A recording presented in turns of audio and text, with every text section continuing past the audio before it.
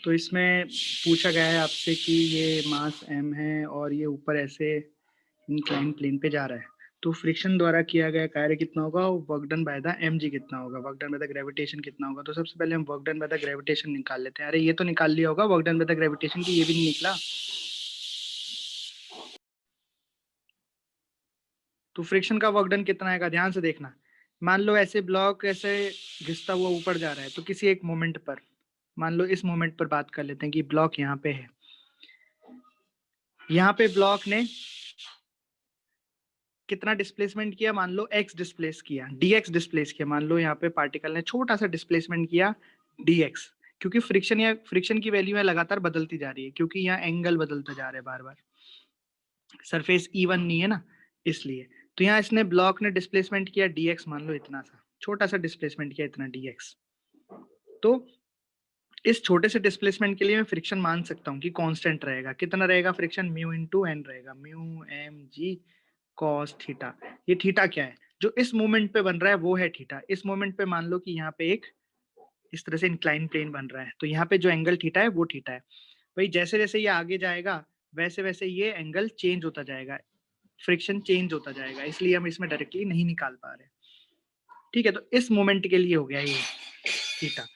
अब आपने देखा कि अच्छा ये वाला dx बोल दो, तो ये लेंथ हम बोल देते हैं, क्या बोल देते हैं इसको, इसको हम इसको dl बोल देते हैं। चलो ऐसा करते हैं, इस डायरेक्शन में dl बोल देते हैं इसको, तो उससे सही रहेगा कि इसने ब्लॉक ने इस डायरेक्शन में, जिस डायरेक्शन में चल रहा है, हल्का सा डिस्प्लेसमेंट इसका dl हुआ। तो इस dl को अपन दो कंपोनेंट बोल देते हैं कि भैया इधर तो ये कितना चला, dx चला, आगे की तरफ तो ये dx चला, और ऊपर कितना चला, dy चला। dl क्या है, कर्ण है, dl ये तिरछी दिशा में चला है, तो इसके दो कंपोनेंट कर लेगी। हॉरिजॉन्टल में तो ये dx चला, और वर्टिकल में ये कितना चला, वर्टिकल में dy चला। तो इस छोटे से डिस्प्लेसमेंट के लिए वर्क डन लिख देते हैं। तो वर्क डन कितना हो जाएगा, फोर्स इंटू डिस्प्लेसमेंट। तो फोर्स कितना लग रहा है, friction force minus mu M G cos theta into into displacement कितना हुआ, फोर्स की डायरेक्शन में dl डिस्प्लेसमेंट हुआ। फोर्स किधर लगेगा, फ्रिक्शन फोर्स लगेगा पीछे, और फ्रिक्शन की डायरेक्शन में डिस्प्लेसमेंट हुआ dl। तो ये आ गया वर्क डन।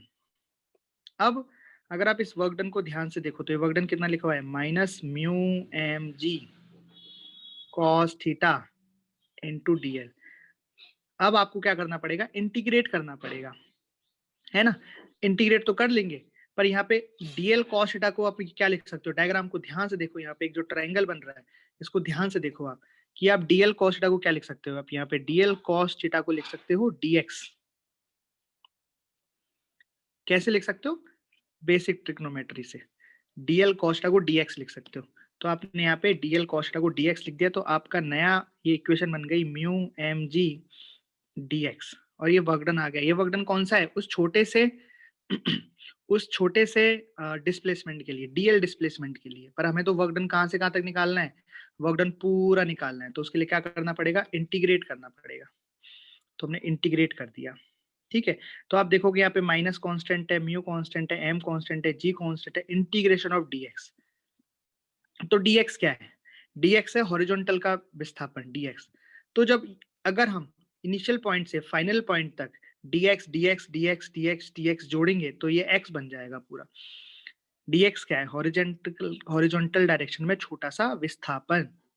अगर हम इनिशियल से लेके फाइनल तक हॉरिजॉन्टल डायरेक्शन में छोटे छोटे विस्थापन dx को जोड़ते जाएंगे, dx dx तो क्या बन जाएगा, x बन जाएगा। तो मतलब इंटीग्रेशन ऑफ dx क्या हो गया, x हो गया। वैसे भी आप जानते हो इंटीग्रेशन ऑफ dx क्या आता है, x आता है। लिमिट लगा देंगे फ्रॉम 0 to x, तो ये x आ जाएगा। तो वर्क डन कितना आ गया, work done by the friction mu M G X, इस तरीके से।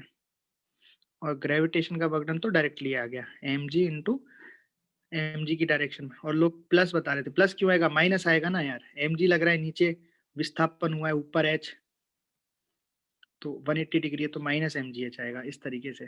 ठीक है, तो अभी तक हम कौन से फोर्सेस की वजह से वर्क डन पढ़ रहे थे, work done by the constant forces हम पढ़ रहे थे, कांस्टेंट फोर्स द्वारा किया गया कार्य। अभी तक के सारे फोर्स हमने जो माने कांस्टेंट थे, बट हम वर्क डन पढ़ेंगे अब वेरिएबल फोर्स द्वारा, work done by the variable force, जो चेंज करते हैं।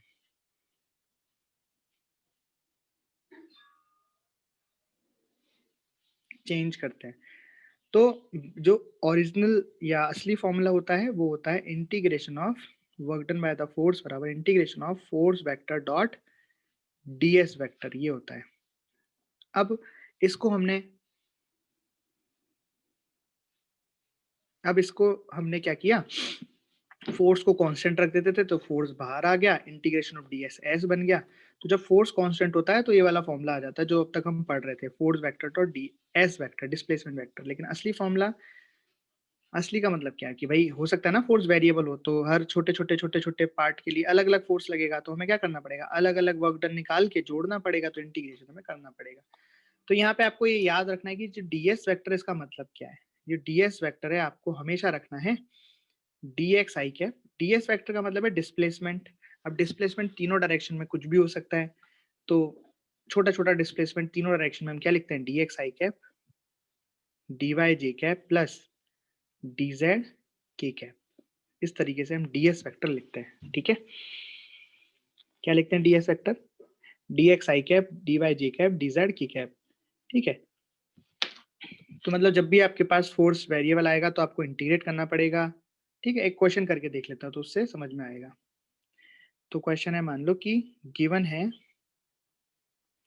एक फोर्स वेक्टर दे रखा है आपको एक्स स्क्वायर आई कैप प्लस वाई जे कैप माइनस जेड के कैप। मतलब फोर्स जो है वो एक्स की डायरेक्शन में आप आगे जा रहे हो, वाई में आप चेंज हो रहा है, जेड में भी चेंज हो, जैसे जैसे पार्टिकल मतलब एक्स में आगे चल रहा है तो एक्स कोऑर्डिनेट चेंज हो रहा है तो फोर्स चेंज हो रहा है, वाई कोऑर्डिनेट चेंज हो रहा है तो फोर्स चेंज हो रहा है, जेड कोऑर्डिनेट चेंज हो रहा है तो भी फोर्स चेंज हो रहा है। ये कहलाता है वेरिएबल फोर्स। अच्छा, जरूरी नहीं है कि एक्स और वाई और जेड सभी में है, अकेला इतना भी होता ना, मान लो अकेला आता है एफ बराबर एक्स स्क्वायर आई कैप, तब भी क्या है, फोर्स वेरिएबल है। इस बार केवल एक्स में जाने पे चेंज हो रहा है, वाई और जेड में कोई फर्क नहीं पड़ रहा है, राइट। तो गिवन है ऐसा कि फोर्स वेक्टर बराबर एक्स स्क्वायर आई कैप प्लस वाई जी कैप माइनस जेड के कैप, देन फाइंड। अब पार्टिकल को ए से बी पर ले जाना है, तो इस then find work done by this force if particle displaced from A to B। A क्या है, A कोई कोऑर्डिनेट है, A पॉइंट कोऑर्डिनेट है, मान लो 1,2,3 और A से B पे गया है और B के कोऑर्डिनेट दे रखे हैं मान लो -1,0,2 दे रखे हैं। ठीक है, ये सवाल है, करो। तो इसमें आपको क्या बताना है, इस फोर्स के द्वारा किया गया कार्य पार्टिकल को ए से बी तक ले जाने में। तो कैसे करेंगे, देखो एक बार ध्यान से। तो यहाँ हमें साफ साफ दिख रहा है कि फोर्स कैसा है, वेरिएबल फोर्स है। तो हम लिखेंगे वर्क डन बराबर integration of force dot ds vector. ठीक है भाई, तो इंटीग्रेशन ऑफ फोर्स की जगह क्या लिखेंगे, जो फोर्स वेक्टर यहाँ दे रखा है वो दे रखा है एक्स स्क्वायर आई कैप प्लस वाई जे कैप माइनस जेड के कैप। ठीक है, और ds वेक्टर क्या है वो मैंने आपको सिखा रखा है, ds vector dx i cap plus dy j cap plus dz k cap.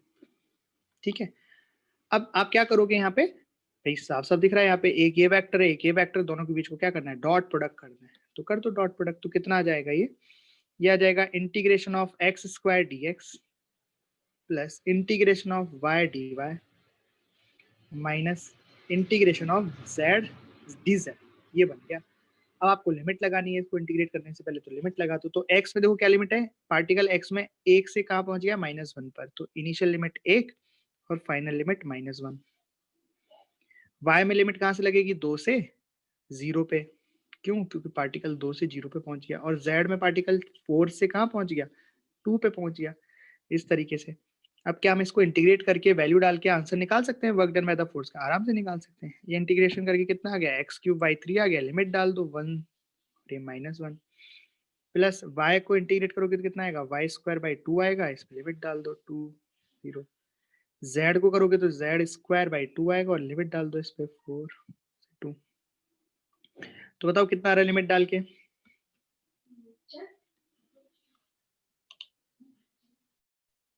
दस बाई 3 आ गया। सॉल्व होके समझ में आ गया कैसे करना है। अगर फोर्स वेरिएबल होगा तो कैसे वर्क डन निकलेगा, हो गया, कर लोगे अब आगे से। कोई भी सवाल होगा तो?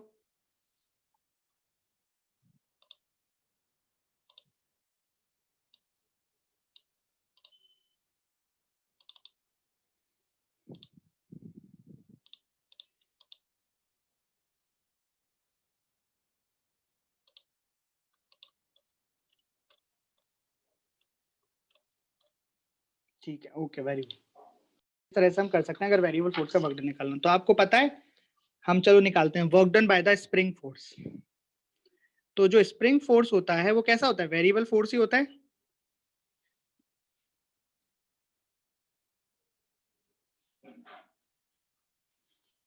कैसे? देखो, जैसे मान लो यहाँ पे एक दीवार है और दीवार से स्प्रिंग लगी हुई है के,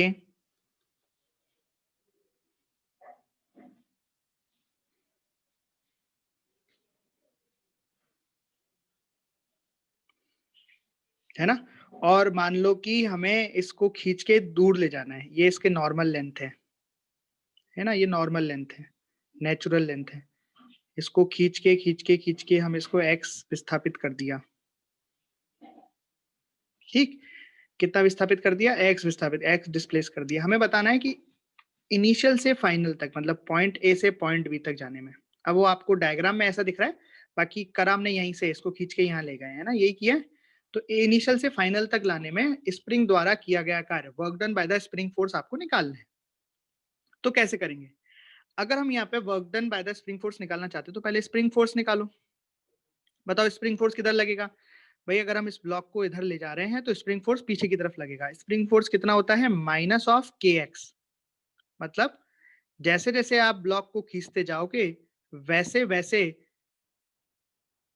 स्प्रिंग फोर्स भी बढ़ता जाएगा। तो स्प्रिंग फोर्स कितना होता है? माइनस ऑफ के एक्स। ठीक है, अब आपको वर्क डन निकालना है। तो मैंने कैसे सिखाया था कि वर्क डन निकालना है, वेरिएबल फोर्स है तो आपको क्या करना पड़ेगा? Integration force dot DS vector. अब आप इंटीग्रेशन फोर्स रखोगे तो फोर्स क्या है? रख दो के एक्स। डायरेक्शन क्या हो गई इसकी? आई की माइनस आई कैप हो गई ना डायरेक्शन। भाई बेसिकली ये माइनस क्या दिखा रहा है? डायरेक्शन ही दिखा रहा है कि एक्स आपने पॉजिटिव में खींचा तो फोर्स आपके नेगेटिव में लगा, तो माइनस आई कैप क्या हो गई? डायरेक्शन ही हो गई, इसलिए तो माइनस आ रहा है उसमें। Dot DS vector. अब डीएस में आप क्या लिखोगे? Dx I cap plus D Y J cap plus D Z के कैप, यही करोगे। अब आप जो डॉट प्रोडक्ट करोगे तो आई का आई से करोगे, जे का जे से करोगे, के का के से करोगे, पर के और जे तो यहाँ है ही नहीं, तो केवल क्या बचेगा? Integration of minus K x D x. और लिमिट लगाओगे तो बताओ लिमिट पहले x क्या था? जब नेचुरल लेंथ पे था तो x क्या था? 0। और जब फाइनली x कितना हो गया? x हो गया। तो आपने लिमिट लगा दी 0 से x। ठीक, अब करो इंटीग्रेट, तो ये आ गया माइनस के, तो कांस्टेंट हो गया। x का इंटीग्रेशन कितना हो गया? X square by 2। और इस पे लिमिट लगा दी 0 से x। तो basically work done by the spring force कितना आ गया? माइनस हाफ के एक्स स्क्वायर। ये हमें याद रखना है कि स्प्रिंग को x खींचा हमने तो स्प्रिंग ने कितना वर्क डन किया? माइनस हाफ के एक्स स्क्वायर। अच्छा, स्प्रिंग को अगर दबाते तो स्प्रिंग कितना वर्क डन करती? बताओ। जैसे यहाँ पे ब्लॉक अभी नेचुरल लेंथ पे, इसको दबा के हमने एक्स दबा दिया ऐसे, तो बताओ स्प्रिंग कितना वर्क डन करती? एक्स दबा देते तो तब भी माइनस हाफ के एक्स स्क्वायर करती। कैसे करती? सुनना ध्यान से। देखो, जब हम इसको खींच रहे हैं तो डिस्प्लेसमेंट आगे हुआ है, फोर्स पीछे लगा है, तो कितना एंगल हो गया? 180 डिग्री का, इसलिए माइनस आ गया। लेकिन जब इसे हम दबाते तो सोच रहे, जब दबा रहे हैं तो डिस्प्लेसमेंट इधर से होता पीछे की साइड पर, फोर्स किधर लगता है उस केस में? इधर लगता। तो अभी भी कितना एंगल है दोनों के बीच में? 180 डिग्री। समझ में आई बात? मतलब स्प्रिंग को चाहे आप खींच रहे हो चाहे दबा रहे हो, वर्क डन कैसा आ रहा है? नेगेटिव आ रहा है। हाँ, स्प्रिंग को अगर आप पहले दबा के रखते, पहले दबी हुई है कुछ इसमें कंप्रेशन, और फिर छोड़ देते, इस केस में पॉजिटिव आ जाता। कैसे? इस केस में डिस्प्लेसमेंट भी इधर होता और फोर्स भी इधर लगता। उस केस में पॉजिटिव आया था कि पहले से दबी हुई है। पहले से दबी हुई है मतलब अभी फोर्स किधर लग रहा है? स्प्रिंग का इधर लग रहा है। और जब छोड़ दोगे आप तो ये स्प्रिंग ऐसे भग के इधर आएगी, नॉर्मल लेंथ में आना चाहेगी, तो इस केस में फोर्स और डिस्प्लेसमेंट सेम डायरेक्शन में होगा, तो वर्क डन पॉजिटिव हो जाएगा। तो मैं ऐसा नहीं कह रहा हूँ कि work done by the spring हमेशा नेगेटिव आता है, इस केस में नेगेटिव आया, जब पहले नेचुरल लेंथ में होगी फिर उसको आप दबाओगे या खींचोगे, उस केस में work done by the spring आएगा -12kx²। यहाँ पे x क्या है कि आपने नेचुरल लेंथ से उसको कितना दबाया या कितना खींचा। अरे बात समझ में आ गई क्या? ठीक है, अब एक चीज और पढ़ लेते हैं इसमें। क्या? देखो हम सभी जानते हैं कि अभी अभी हमने क्या पढ़ा कि वर्क डन बराबर integration of force vector dot ds vector. और हमने जब बेसिक मैथमेटिक्स पढ़ रहे थे तब हमने सीखा था कि डिफरेंशिएशन का मतलब होता है स्लोप और इंटीग्रेशन का मतलब होता है एरिया अंडर द कर्व। तो यहाँ पे इंटीग्रेशन लग रहा है, इसका मतलब ये क्या है? Area under the curve. किस किस के बीच में है? किसके नीचे का एरिया की बात कर रहे हैं यहाँ पे? किसके एरिया अंडर कर्व की बात कर रहे हैं? फोर्स और ds वेक्टर की। ग्राफ किसका? फोर्स वर्सेस एस, मतलब फोर्स वर्सेस विस्थापन, डिस्प्लेसमेंट, कर्व ऑफ।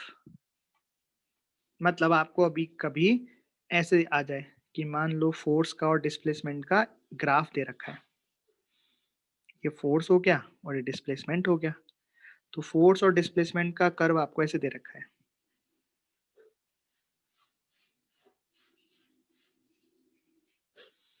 ऐसा कुछ, यहां से नीचे और ऐसे दे रखा है। मान लो आपको फोर्स वर्सेस डिस्प्लेसमेंट ऐसा कर्व दे रखा है, ये 0 हो गया, ये मान लो 1, ये 2, ये 3, यहाँ पे ये फोर्स की वैल्यू है 10 न्यूटन, है ना, और यहाँ फोर्स की वैल्यू क्या हो गई, मान लो -5 न्यूटन।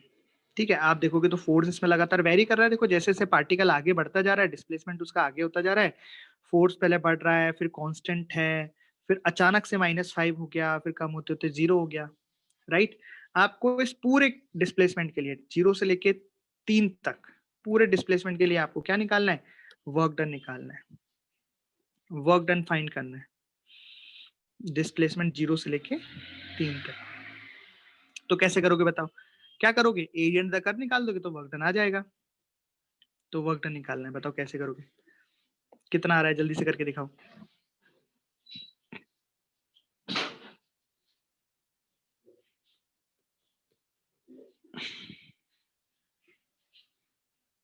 तो मैंने ऐसे बता दिया कि 3 तरह के एरिया, 3 एरिया निकालने। तो मान लो ये जो मैंने लाइनें खींची हैं, इसका एरिया हो गया मान लो A1, और जो प्लस प्लस लगाया इसका एरिया होगा A2, और ये जो गोले गोले बनाए इसका एरिया हो गया A3। तो आपका आंसर कितना आ जाएगा? देखो आपका आंसर आ जाएगा A1 प्लस A2, और जो नीचे वाला एरिया बेसिकली वो घटेगा, है ना।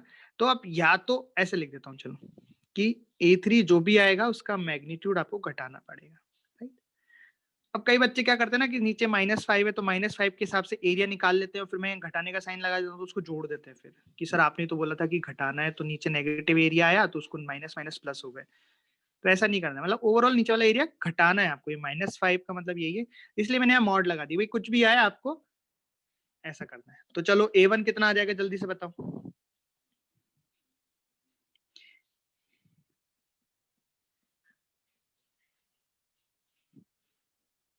A2 कितना आ जाएगा जल्दी से बताओ। और A3 कितना आ जाएगा? 1/2 इंटू आधार इंटू ऊंचाई, कितना हो गया? 5 + 10 - 5/2। तो कितना है ये?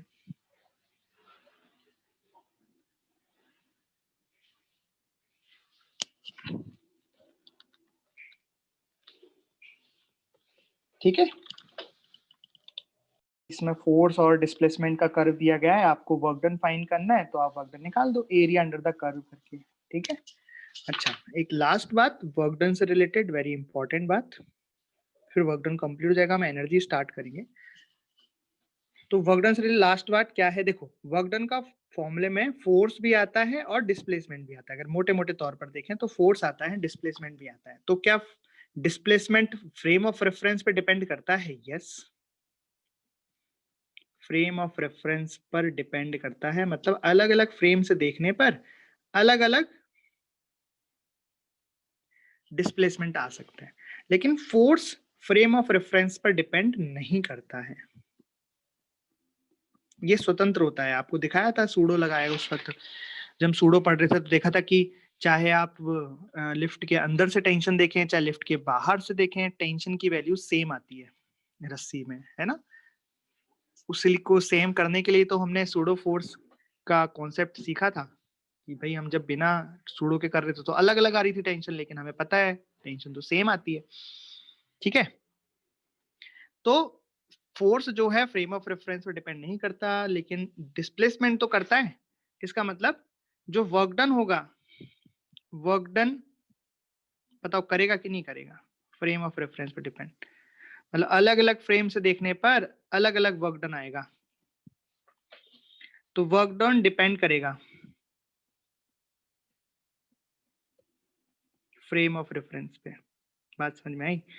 तो अभी तक हमने जो वर्क डन निकाले वो किस पे से निकाले, सारे वर्क डन ग्राउंड फ्रेम पे से निकाले। कोई भी ऑब्जेक्ट चल रहा था, कुछ भी हो रहा था, लिफ्ट का सवाल किया या फिर पुली का सवाल किया, उसमें सारे वर्क डन हमने ग्राउंड के, जब तक कुछ ना लिखा हो तो यही मानना है कि वर्क डन किसके रिस्पेक्ट में पूछा है, ग्राउंड के रिस्पेक्ट में ही पूछा है।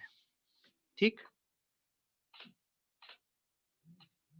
हाँ, अगर वो बोले कि नहीं वर्क डन उसके रेस्पेक्ट में निकालो, तो आपको क्या करना पड़ेगा, जिस फ्रेम के रेस्पेक्ट में वो पूछ रहा है उस फ्रेम के रेस्पेक्ट में डिस्प्लेसमेंट निकालना पड़ेगा, है ना, और फिर फोर्स से मल्टीप्लाई करना पड़ेगा जिस फोर्स का वर्क डन पूछा है, इस तरीके से। तो ये थोड़ा सा बात आप ध्यान रखें कि जो वर्क डन होता है वो एक फ्रेम ऑफ रेफरेंस पे डिपेंडेंट क्वांटिटी। तो एक क्वेश्चन है कि एक पार्टिकल 2 kg का ओरिजिन पे रखा है, रुका हुआ है, एक फोर्स स्टार्ट होता है उस पे लगना पॉजिटिव एक्स एक्सिस में F बराबर 2t²। तो यहाँ पे जो फोर्स है वो टाइम पे वेरिएबल दिया है मैंने, आप देखना अटकोगे, करो इसको।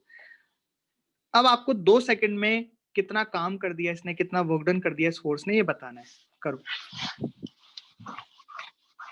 तो वेरिएबल फोर्स है ना। देखो क्या सिखाया मैंने आपको बताया कि जब भी फोर्स वेरिएबल हो तो वर्क डन निकालने का फॉर्मूला होता है integration of force vector dot ds vector.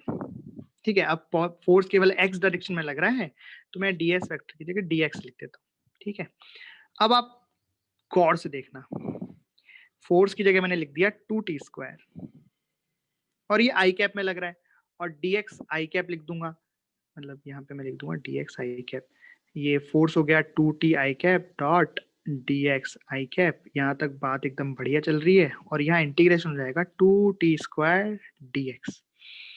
पर यहाँ पे आके मामला अटक गया, यहाँ तक तो हमने जो सीखा था वो कर दिया भाई, फोर्स एक्स डायरेक्शन में लग रहा है तो यहाँ y और z भी लिखूंगा तो उनका डॉट 0 हो जाएगा, इन दोनों का डॉट प्रोडक्ट किया, भाई ये दोनों फोर्स हैं, 2t² आई कैप क्योंकि वो पॉजिटिव एक्स में लग रहा है, इनटू यानी कि डॉट प्रोडक्ट हो गया dx आई कैप, डॉट किया ही आ गया।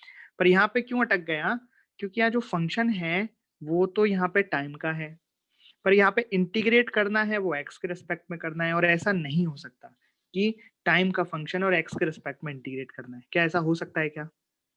ऐसे हम इंटीग्रेट नहीं करते, या तो इस t को x में चेंज करो या dx को dt में चेंज करो। अब चेंज कैसे करो, ये थोड़ा ना कि अपने मन से बस उठा के रख दिया, ऐसे नहीं। अब चेंज कैसे करें, तो उसके लिए हमें अलग से कैलकुलेशन, अलग से एक चीज करनी पड़ेगी, अलग से रिलेशन बनाना पड़ेगा। तो ये अच्छा है, इसमें अंतर क्या है, इसमें यहाँ पे फोर्स है वो x या y या z में नहीं है, यहाँ पे जो फोर्स है वो टाइम का फोर्स है, राइट। अब कैसे चेंज करेंगे देखते हैं, है ना, देखना ध्यान से, बहुत ही आसान है, कोई ये बड़ी बात नहीं है। तो हम जानते हैं फोर्स बराबर ma होता है, भाई F बराबर ma होता है। ठीक है, तो फोर्स बराबर कितना हो गया 2t², मास कितना है, मास 2 kg ए, तो यहां से हमें a बराबर t² मिल गया, a बराबर t²। अब a को मैं क्या लिख सकता हूँ, dv/dt, तो मैं यहां से लिख दूंगा dv बराबर t² dt। ठीक है, इंटीग्रेट कर दिया मैंने। ठीक है, तो ये बन गया v बराबर t³ बन गया क्या। अब मैं v को क्या लिख सकता हूँ, dx/dt,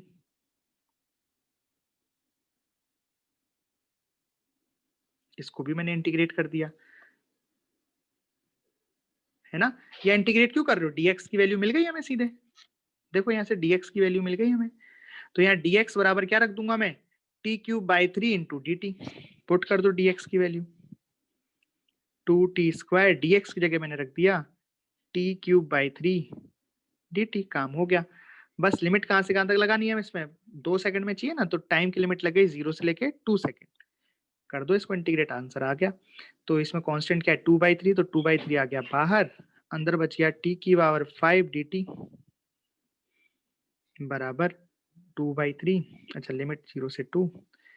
ओके, t की पावर 5 का मतलब क्या हो गया, t की पावर 6/6। तो ये हो गया t की पावर 6/6, ये इसका इंटीग्रेशन हो गया, लिमिट डाल दी 0 से 2, ये बन गया 2/18, 2 की पावर 6 माइनस 0, ये आंसर आ गया आपका। सॉल्व कर लो, ये कितना आ गया, 2/18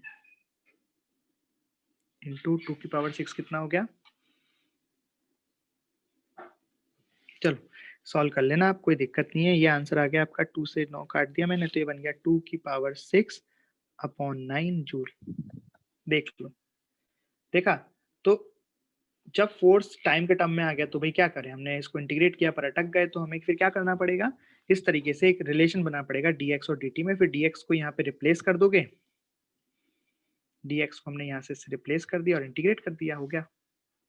कोई दिक्कत। अच्छा, इसका एक तरीका और है, एक तरीका और है। आपको थोड़े दिन पहले मैंने एक वर्क एनर्जी थ्योरम के बारे में बताया था पिछले लेक्चर में, वर्क एनर्जी थ्योरम।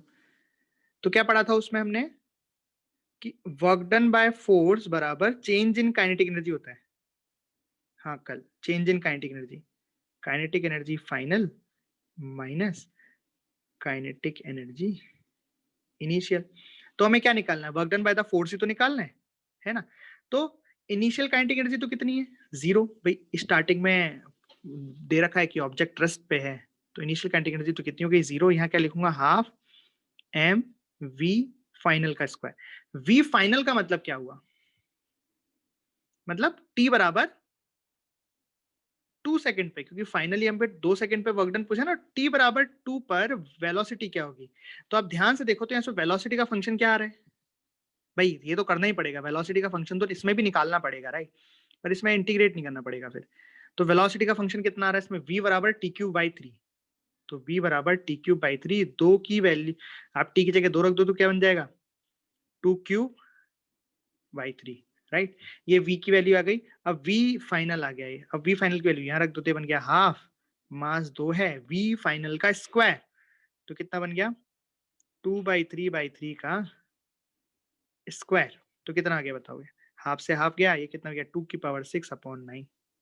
अरे सेम आंसर आ गया। इसमें बिना इंटीग्रेशन के आ गया। तो जो तरीका आपको अच्छा लगे, देखा आपने पूरा तरीका, पहला तरीका हमने इंटीग्रेट करके किया, दूसरा तरीका हमने वर्क एनर्जी थ्योरम लगा के किया, दोनों से सेम आंसर है, आना भी चाहिए था सेम आंसर।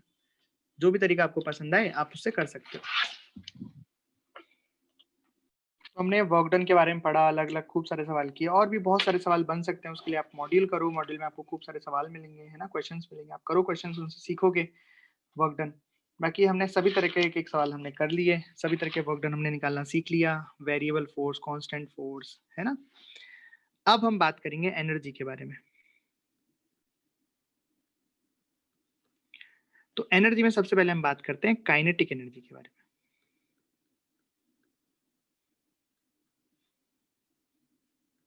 तो काइनेटिक एनर्जी का फॉर्मूला तो आप सभी ने सुना ही होता है। क्या होता है काइनेटिक एनर्जी का फॉर्मूला, केमिस्ट्री वगैरह में सब जगह पढ़ा होता है, पहले से भी आप जानते हो, हाफ mv² होता है, राइट। Very good. इसकी यूनिट क्या हो जाएगी, इसकी यूनिट भी कितनी होती है, जूल ही होती है ना। बताओ, kinetic energy positive, negative, zero कुछ भी हो सकती है क्या।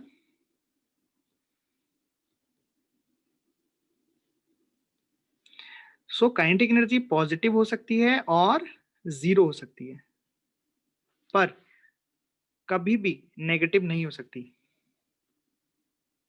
क्यों, देखो इसका फॉर्मूला क्या है, हाफ पॉजिटिव है, मास पॉजिटिव होता है, वेलोसिटी का स्क्वायर हो गया तो पॉजिटिव आ गया। सही बात है ना। तो काइनेटिक एनर्जी कभी भी नेगेटिव नहीं हो सकती। चलो एक बात बताओ, तो ये तो kinetic energy of the particle हुई, क्योंकि एक पार्टिकल है, जैसे यहाँ पे एक मास है m और ये भी वेलोसिटी से जा रहा है, तो आपने इसकी काइनेटिक एनर्जी इस तरीके से दे दी। अगर मैं बोलूं कि मान लो यहाँ पे दो अलग अलग मास हैं, एक m1 मास का पार्टिकल है और एक m2 मास का पार्टिकल है, ये मिलके एक सिस्टम बना रहे हैं। हमने सिस्टम में इन दोनों को ले लिया, हम किसी को भी ले सकते हैं सिस्टम में, तो हमारी मर्जी। ये v1 वेलोसिटी से जा रहा है और ये v2 वेलोसिटी से जा रहा है। तो बताओ अब kinetic energy of the system क्या होगी? पूरे सिस्टम की काइनेटिक एनर्जी हमें लिखनी है, तो क्या करें? कुछ नहीं, सिंपल है, दोनों पार्टिकल की अलग अलग काइनेटिक एनर्जी को लिख दो और उनको जोड़ दो। तो पहले पार्टिकल की काइनेटिक एनर्जी कितनी आ जाएगी? हाफ m1 v1 का स्क्वायर, दूसरे पार्टिकल की आ जाएगी हाफ m2 v2 का स्क्वायर। अरे बात समझ में आई? अंतर समझ में आया? ये तो एक पार्टिकल अकेला ही सिस्टम था, हमने सिस्टम को ऐसे जितने भी पार्टिकल्स होंगे, मान लो अनंत पार्टिकल है किसी सिस्टम में, तो आपको काइनेटिक एनर्जी ऑफ सिस्टम लिखनी है, तो यहाँ पे अनंत पार्टिकल की काइनेटिक एनर्जी को लिख के और जोड़ना पड़ेगा। अरे बात समझ में आ गई क्या? बोलो। अच्छा चलो, एक पॉइंट और इसमें बहुत इंटरेस्टिंग, कि मान लो किसी पार्टिकल की नेट वेलोसिटी हमें नहीं पता, लेकिन हमें ये पता है कि पार्टिकल के पास वेलोसिटी है ऐसे कुछ v1 और v2, ये एंगल है, ये पार्टिकल की वेलोसिटी के बारे में ऐसे दे रखा है। क्वेश्चन है भाई, ये दे दिया तो दे दिया कि पार्टिकल के पास वेलोसिटी है v1 ऐसे, v2 वैसे, और दोनों के बीच में एंगल है थीटा। तो बताओ काइनेटिक एनर्जी क्या लिखोगे यहाँ पे? इसकी काइनेटिक एनर्जी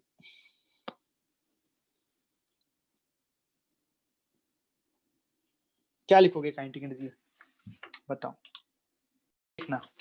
हाँ वेरी गुड। तो बेसिकली जो काइनेटिक एनर्जी का फॉर्मूला होता है हाफ एम वी स्क्वायर, यहाँ पे वी नेट होती है ना, वी नेट का स्क्वायर। तो आप जब नेट वेलोसिटी निकालोगे इसकी तो कितनी आएगी बताओ? ये आपको ऐसे लिखोगे ना, v1 का स्क्वायर प्लस v2 का square plus 2v1 v2 cos theta का अंडर रूट, और का स्क्वायर, तो अंडर रूट से स्क्वायर कट जाएगा, तो ये आंसर आ जाएगा। This is the kinetic energy. समझ गए?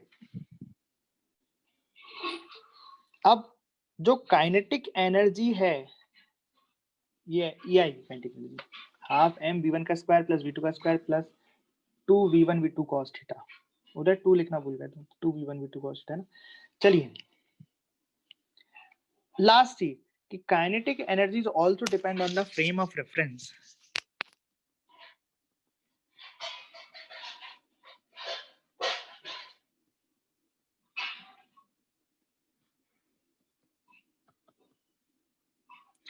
काइनेटिक एनर्जी भी फ्रेम ऑफ रेफरेंस पर डिपेंड करती है। क्यों? क्योंकि वेलोसिटी फ्रेम ऑफ रेफरेंस पर डिपेंड करती है, तो काइनेटिक एनर्जी भी करती है। मतलब अगर आपने अपना फ्रेम ऑफ रेफरेंस चेंज कर दिया, तो उस फ्रेम के रिस्पेक्ट में, मतलब जैसे मान लो कि आपको ए की वेलोसिटी v है, ठीक है भाई, v है 2 मीटर पर सेकेंड, और ए की काइनेटिक एनर्जी आपको लिखनी है।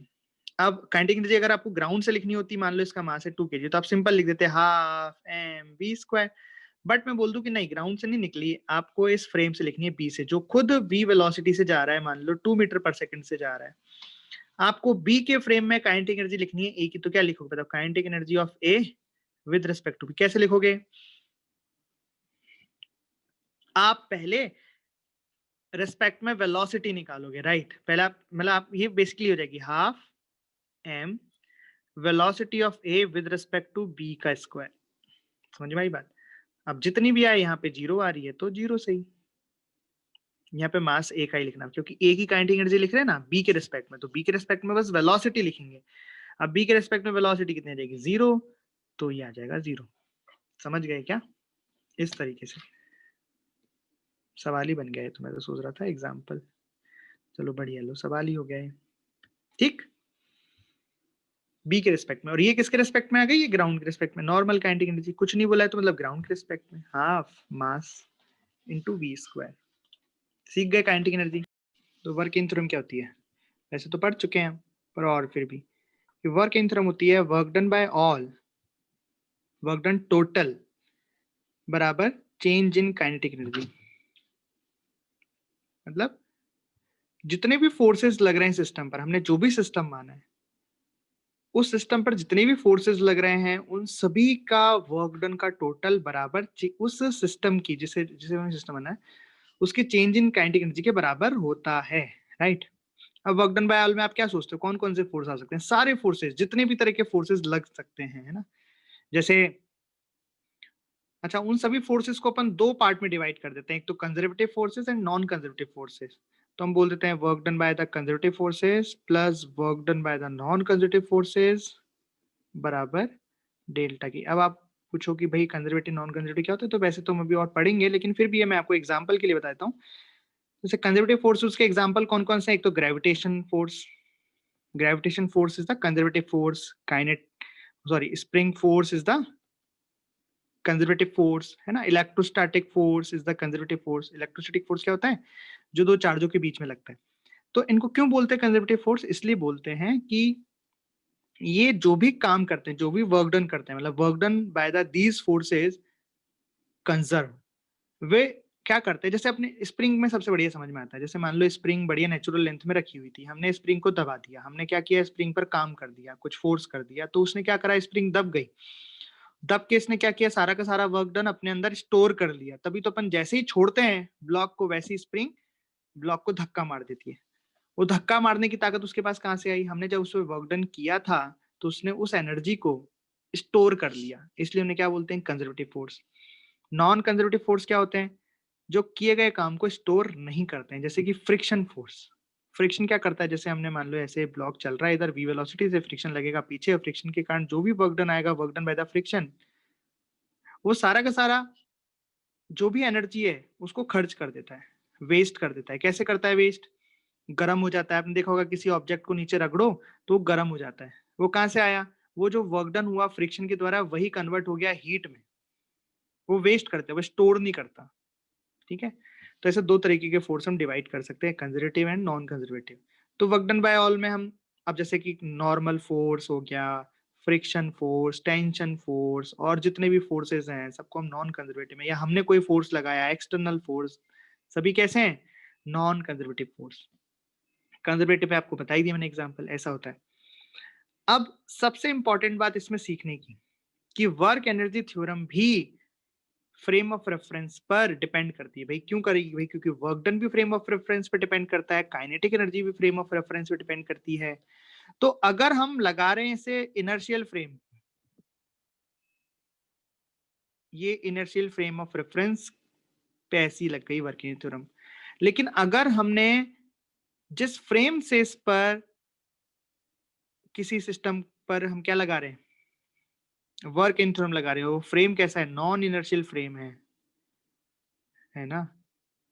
तो यहाँ जो तभी भी यही रहेगी, वर्क डन बाय ऑल बराबर डेल्टा के। बस समझने वाली बात ये है कि तब ये जो वर्क डन आएगा वो उसी फ्रेम से आएगा जिस फ्रेम से हम उसको लिख रहे हैं।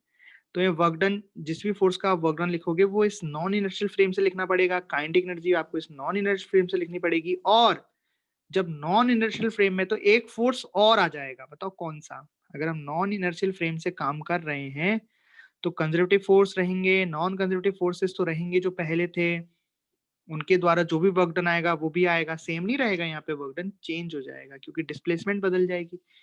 इनर्शियल फ्रेम रुका हुआ था तो अलग डिस्प्लेसमेंट थी, नॉन इनर्शियल अलग डिस्प्लेसमेंट, लेकिन साथ में एक वर्क डन और आ जाएगा। बताओ कौन से फोर्स का? सूडो फोर्स का वर्क डन भी आ जाएगा।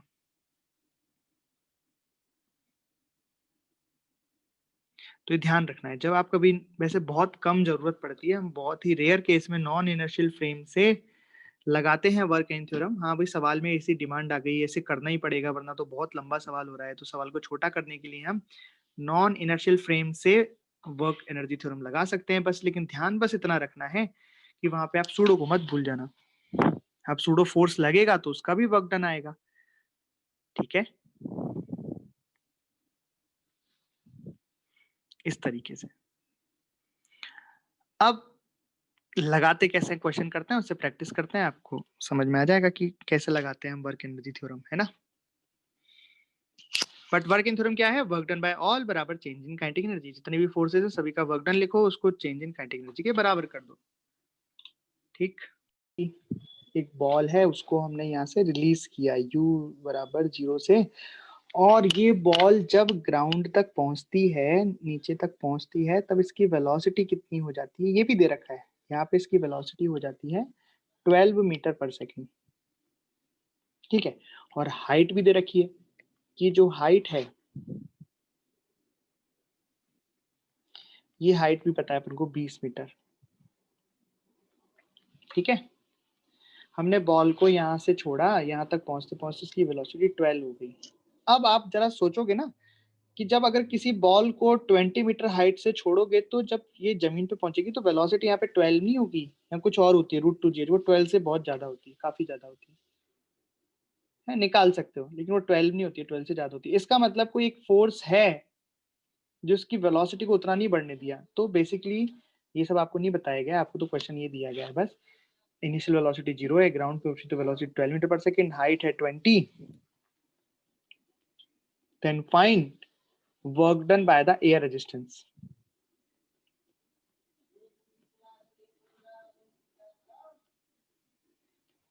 तो एयर रेजिस्टेंस यहाँ पे कैसा फोर्स हो गया, नॉन कंजर्वेटिव फोर्स हो गया है ना, क्योंकि कौन कौन से फोर्स लगेंगे ब्लॉक बॉल पर, एक तो ग्रेविटेशन लगेगा और एक ऊपर की डायरेक्शन में लगेगा एयर रेजिस्टेंस, राइट।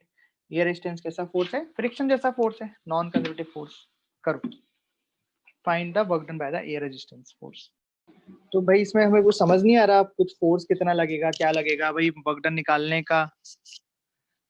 निकालने का तरीका तो हमने यही सीखा है, force into displacement, but air resistance force तो हमें समझ ही नहीं आ रहा है।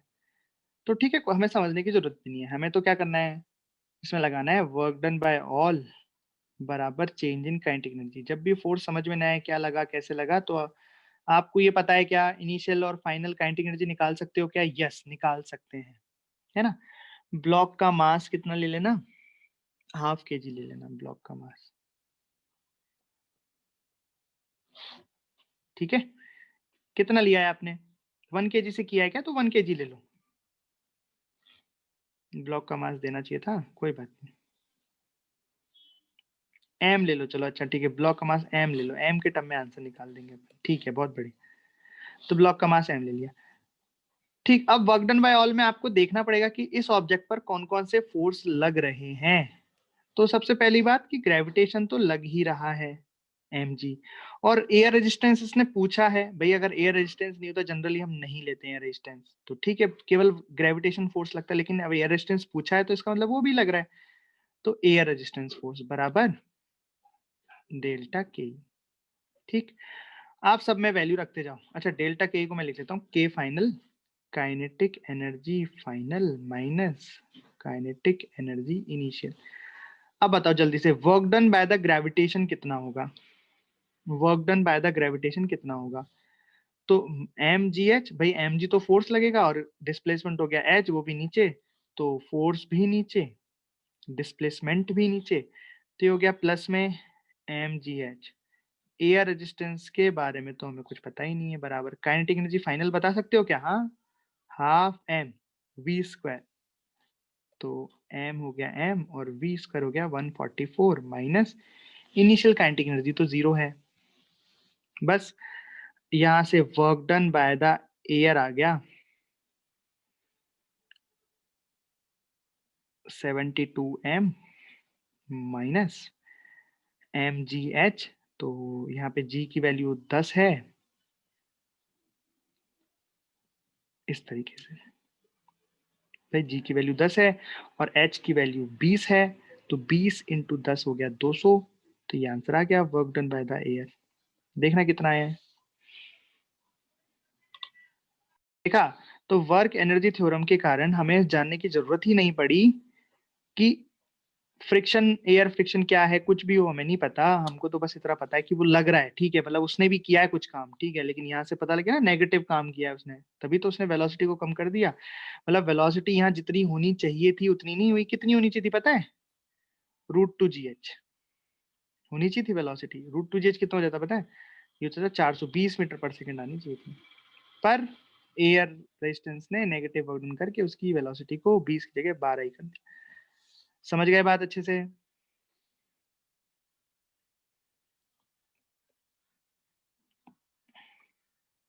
बोलो। तो क्वेश्चन सुन लो, एक बुलेट है जो u वेलोसिटी से चल रही है, वो एक वुडन बॉक्स में एंटर होती है। वुडन बॉक्स काफी लंबा है, सफिशिएंट लंबा है ना, बुलेट बाहर नहीं निकल रही। अब जब बुलेट एंटर होती है, इसमें से ऐसे धंसते हुए एंटर होती है, तो ये जो फोर्स अप्लाई करता है कौन, वुडन बॉक्स जो एक रेजिस्टिव फोर्स अप्लाई करता है वो है -kx स्क्वायर, ठीक है।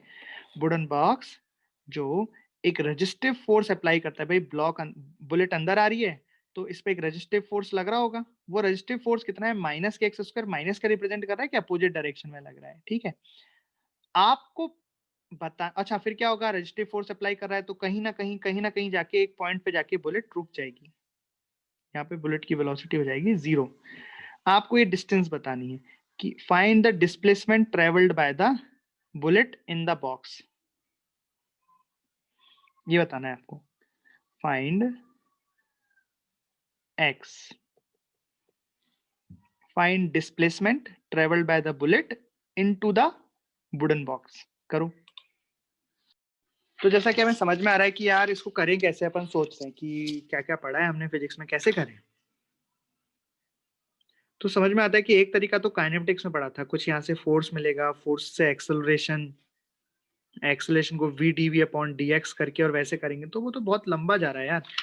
छोटा तरीका हमने क्या पढ़ा है, अभी तो पढ़ा है वर्क एनर्जी थ्योरम की, वर्क डन बाय ऑल बराबर kinetic energy final minus kinetic energy initial. अब यहाँ पे आप बुलेट का अगर एपीडी बनाओ तो कि बुलेट पे फोर्स कौन कौन से लग रहे हैं, तो जो बुलेट है उस पे एक नीचे तो लग रहा है mg और पीछे की साइड लग रहा है रेजिस्टिव फोर्स। अब अगर आप डिस्प्लेसमेंट देखोगे तो डिस्प्लेसमेंट तो इस तरीके से, मतलब इस तरीके से, तो mg के द्वारा किया गया कार्य तो क्या हो जाएगा, 0 हो जाएगा, यानी कि वर्क डन केवल किसका आएगा इसमें, रेजिस्टिव फोर्स का। अब रेजिस्टिव फोर्स कैसा फोर्स है, वेरिएबल फोर्स है, देखो एक्स में वेरी कर रहा है, जैसे जैसे आप अंदर जा रहे हो वैसे वैसे फोर्स बढ़ता जा रहा है, बढ़ता जा रहा है। तो इसका वर्क डन निकालने के लिए हमें क्या करना पड़ेगा, इंटीग्रेट करना पड़ेगा। तो बेसिकली आप यहाँ क्या लिखोगे कि work done by the resistive force बराबर काइनेटिक एनर्जी फाइनल तो कितनी हो गई 0, क्योंकि अंत में जाके तो वो बुलेट रुकी गई, माइनस इनिशियल काइनेटिक एनर्जी हो गई हाफ एम यू स्क्वायर। अब साइड में हम क्या करते हैं कि work done by the resistive force निकाल लेते हैं, कितना हो जाएगा, integration of force dot DX. तो फोर्स कितना है, माइनस के एक्स स्क्वायर और डीएक्स आई कैप कर दिया 0 से x तक। तो ये वर्क डन कितना आ गया, माइनस के कांस्टेंट हो गया एक्स क्यूब बाई 3। ये वर्क डन आ गया, लिमिट डाल दी मैं 0 से x, मन में लिमिट डाल दिया ना, तो यही आ गया। तो work done by the resistive force यहाँ पे लिखूंगा कितना आ गया, माइनस एक्स क्यूब बाई 3 बराबर minus half M U square. क्या निकालना है, x निकालना है, माइनस से तो माइनस गया, तो यहाँ से एक्स क्यूब कितना आ गया 3/2 एम यू स्क्वायर बाई के। और अब चूंकि यहाँ क्यूब रूट है ना, तो x बराबर कितना आ गया 3/2 एम यू स्क्वायर बाई के क्यूब रूट। समझ गए, कोई डाउट है पूछो। इसी को आप दूसरे तरीके से भी कर सकते थे कि फोर्स को लिखते एम ए, फोर्स आता माइनस का एक्स स्क्वायर एम, ए को लिखते V D V upon D X, फिर लिमिट लगाते इंटीग्रेट करते, बाप रे बहुत बड़ा हो जाता। वर्क इन थ्योरम से हमने इसको छोटा सा कर लिया।